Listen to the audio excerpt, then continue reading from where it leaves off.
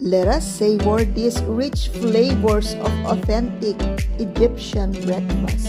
Indulge with fresh vegetables, cheese, falafel, pickled vegetables, fried egg, cheese with tomatoes, tahina with molasses, jam with labneh, chips and aubergine with full.